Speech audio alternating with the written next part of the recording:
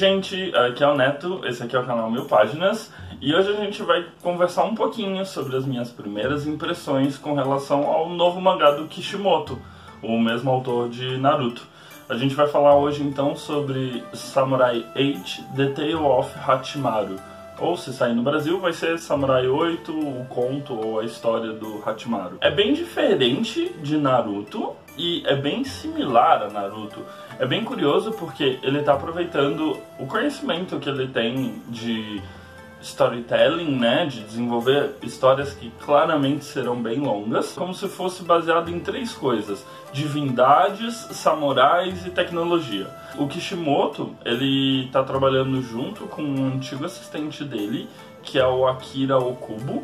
O traço você consegue reconhecer como sendo similar a de Naruto, mas ele tem as suas particularidades, ele tem as suas diferenças entre si.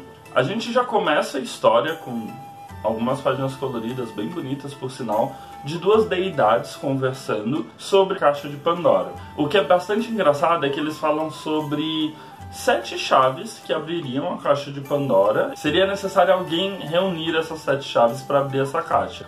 É engraçado porque o desenho é um cubo, e aí tem as marcaduras das 7 chaves. Dá para acreditar que na realidade vão ser 8 e não 7. O que combina com o nome do mangá e com o nome do Hachimaru mesmo. Aí tem um corte seco, a gente vê 2 samurais lutando e a gente tem um pouco de como é as batalhas nesse universo, né? Então a gente tem os samurais que se utilizam de quase como se fossem espíritos animais que andam com eles para poder lutar, e esses espíritos se fundem aos samurais formando as armaduras. É um conceito visualmente muito bonito e bastante interessante. Só que aí a gente tem o próximo corte seco, que é após essa batalha, que eles explicam que a chave está dentro desses corpos dos samurais. A gente é apresentado ao Hachimaru, que na verdade aquela cena que a gente acabou de ver é de um videogame que ele está jogando. Pelo menos é o que a gente acredita que seja um videogame. Aí a gente é apresentado ao Hachimaru e ao pai dele. O Hachimaru é uma criança doente. Ele é frágil, ele tem uma saúde debilitada. Ele, para permanecer vivo, ele precisa ficar plugado em vários cabos na residência dele, que são um suporte à vida. Aí a gente é apresentado ao pai dele, que parece ser algum tipo de cientista que está tentando desenvolver uma cadeira de rodas que possa levar o Hachimaru para qualquer lugar. E aí eles têm uma discussão de pais e filhos, e aí o pai fala: ó, tem que dar uma saída, falou, valeu, tchau. A gente é apresentado por uma outra situação, onde a gente vê um grupo de possíveis samurais discutindo ao redor de uma esfera. E aí é uma discussão que não faz muito sentido, porque a gente já pega ela do meio pro fim, e o cara que vai ser o antagonista, pelo menos desse primeiro capítulo, manda o outro cara que falhou com ele cometer seppuku. O Bushido, ou Bushi, o Samurai, o Seppuku, todos esses termos mais tradicionais que remetem realmente à história dos samurais no Japão, são utilizados numa trama futurista, e isso eu acho que é o elemento que mais me chamou a atenção. Aí o cara comete seppuku, o antagonista tá só... É aquela clássica cena do antagonista mostrando como ele é cruel. Depois que tudo isso acontece, quem tá indo fazer negócio com esse cara é o pai do Hachimaru, que tá indo atrás daquela esfera para poder desenvolver a cadeira para o filho poder andar por aí. Aí a gente volta a ver a situação do Hachimaru. O Hachimaru tá lá triste e o Hayataro traz para ele uma esfera que parece um Daruma gigante, e ele pega, ele se assusta com o tamanho, bota o Daruma numa cadeirinha e tudo mais, e tem aquela brincadeira de que quando você faz um pedido a um Daruma, você pinta um olho, quando aquele desejo é realizado, você pinta o outro. Quando ele pinta o primeiro olho, fazendo o desejo dele de se tornar um samurai e tudo mais, o Daruma desperta, e é um gato? É como se fosse um furry de gato gigantesco que começa a conversar com ele e contar que na verdade ele, né, o Daruma é um samurai e tudo mais, e eles começam a ter uma conversa sobre o que torna um samurai, ou como realmente a visão que importa é aquela que transcende aquilo que a gente está enxergando. Aí, como era de se esperar, o pai está fazendo a negociação com o antagonista, é capturado porque ele tem uma chave especial que chama a atenção desse Ronin, E aí o Ronin pega aquela chave e vai atrás do Hachimaru, porque parece que em teoria aquela chave abriria o corpo de alguém para ele poder ter acesso à alma do samurai. Aí é só você ligar um com um, ele chega lá, a gente tem a lutinha da hora do Daruma contra esse outro cara. As cenas de luta acho que vão ser bem interessantes, porque uma coisa que eu acho meio chatinha no Naruto é que eles fazem o jutsu, atacou, o outro faz outro jutsu, atacou. Então não é necessariamente uma luta muito animada.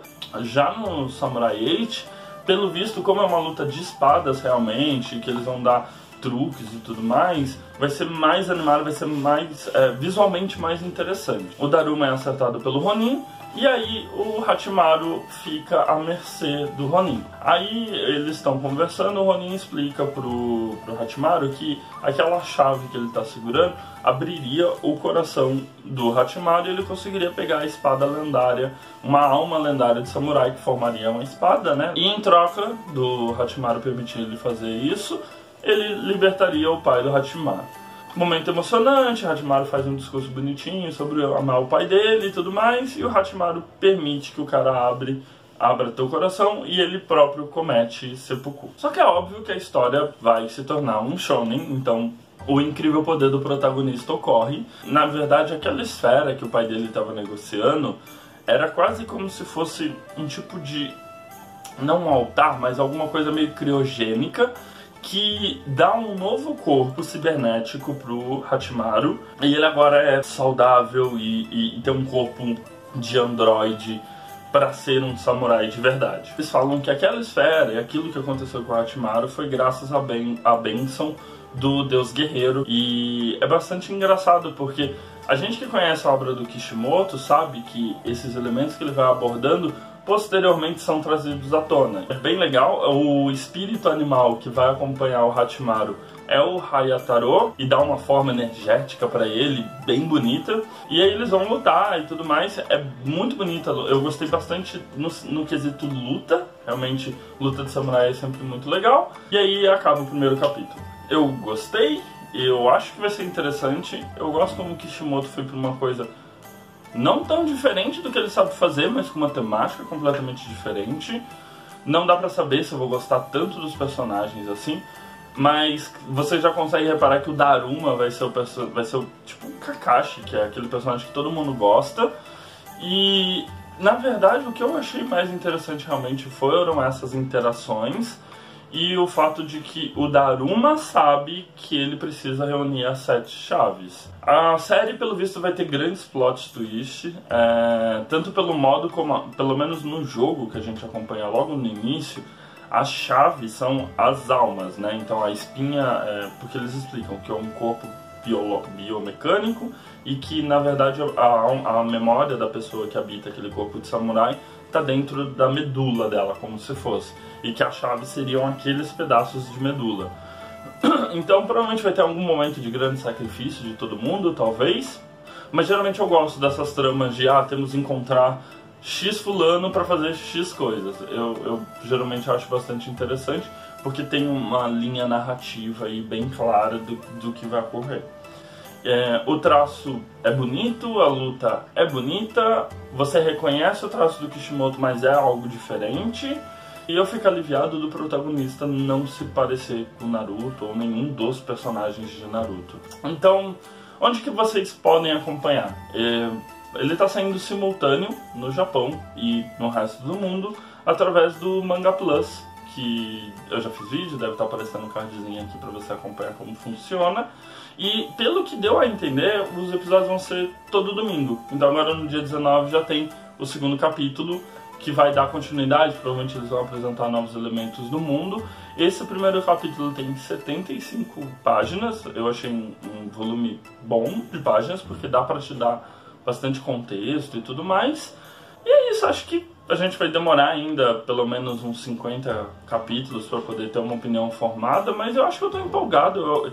Considerando o quanto Boruto é ruim, eu tô empolgado do Kishimoto tá fazendo alguma coisa dele mesmo e que talvez ele invista nisso para outros caminhos. Lembrando que se você quiser comprar os mangás do Naruto ou do Boruto que estão saindo aqui no Brasil com desconto, é só usar o código do 1000 Páginas na loja do Capitão Onigiri. Todas as descrições vão estar aqui para você pegar certinho o código, comprar lá. Até mesmo, às vezes você está com a coleção completa de Naruto ou está acompanhando o Boruto, então é sempre bom comprar um mangazinho com desconto. E não se esquece de dar uma olhada nos vídeos recomendados que ficam aqui do meu lado direito e da bolinha para se inscrever aqui do meu lado esquerdo.